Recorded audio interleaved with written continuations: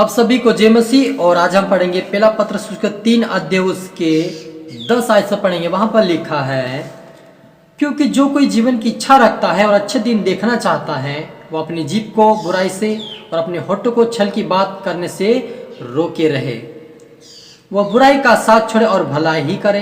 वो मेल मिलाप को ढूंढे और उसकी यत्न में रहे, क्योंकि प्रभु की आंखें धर्मियों पर लगी रहती है और उसके कान उनकी विनती की ओर लगे रहते हैं, परंतु प्रभु बुराई करने वालों को विमुख रहता है। हालेलुया। हम छोटी दुआ करें।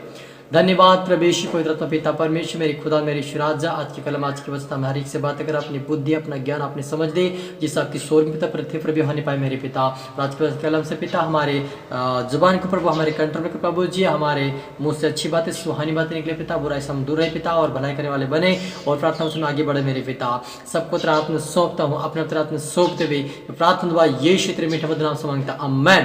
तो मेरे अजीजों, यहाँ पर लिखा है पहला पत्रस उसके 3:10 में लिखा है कि क्योंकि जो कोई जीवन की इच्छा रखता है और अच्छे दिन देखना चाहता है, वो अपनी जीभ को बुराई से रोके रहे और अपने होठ को छल की बात करने से रोके रहे। हालेलुया। मेरे अजीजों, यदि आप अच्छा दिन देखना चाहते हैं, सुख शांति का जीवन चाहते हैं और एक स्वर्ग का जीवन चाहते हैं, तो अपने आप को अपने वश में करें, प्रभु के हाथ में दे।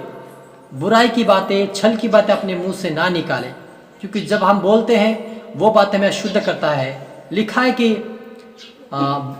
है कि मनुष्य रोटी से अशुद्ध नहीं होता, चाहे जो भी खाना खाए, लेकिन जो उसके मन से और मुंह से निकलता है वही उसे अशुद्ध करता है। हालेलुया।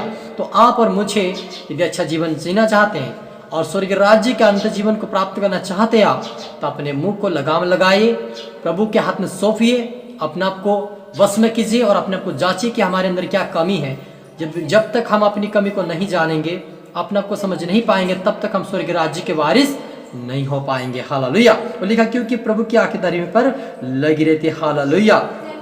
लिखा कि बुराई के बदले बुराई ना करो, लेकिन उसको छोड़कर भलाई करो, तभी तुम धर्मी बनोगे और धर्मी के ऊपर परमेश्वर यहोवा की आंखें लगी रहती। मेरे अजीजों, जो कोई धर्मी चाल चलता है, प्रभु यीशु के योग्य चाल चलता है, प्रभु यीशु की मसीह की इच्छाओं को पूरी करता है, तो उसकी आंखें यहोवा के ऊपर लगी रहती है। यानी आप और मुझ पर जब हम वचनों के लिए चल रहे हैं, तो उसकी आंखें हमारे ऊपर लगी, ताकि हम उसकी योग्य चाल चले, उसकी इच्छाओं को पूरी करें। परमेश्वर पिता भी यही चाहता कि हम भला करें, एक दूसरे के लिए हम दुख उठाएं, एक दूसरे के लिए हम मेल मिलाप रखें और एक दूसरे से हम प्रेम रखें। यही प्रभु चाहता है कि हम भलाई करें, प्रेम रखें और एक दूसरे की मदद करें। हालेलुया।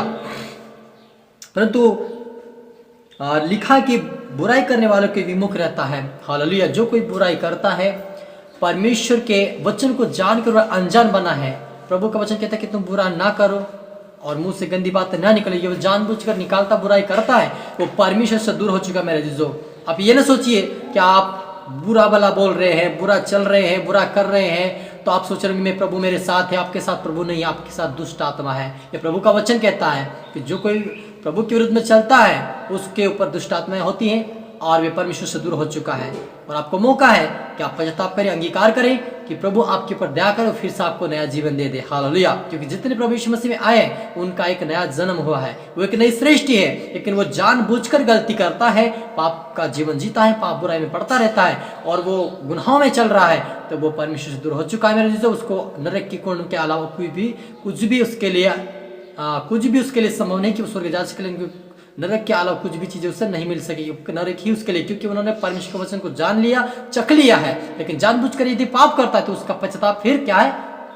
कोई भी रास्ता उसके पास दूसरा नहीं है, लेकिन उसके मृत्यु के अलावा कुछ भी नहीं। मेरे जो, तो आप और मुझे आज से सावधान होना है, भलाई करना है, प्रेम करना है, पवित्रता में बढ़ना है, एक दूसरे के मेल मिलाप रखना है और बुराई के बदले हमें आशीष देना है, सताने वालों के लिए प्रार्थना करना है, आशीष का कारण बनना है, ताकि हम स्वर्ग राज्य के वारिस बने। हालेलुया। हम प्रार्थना करें।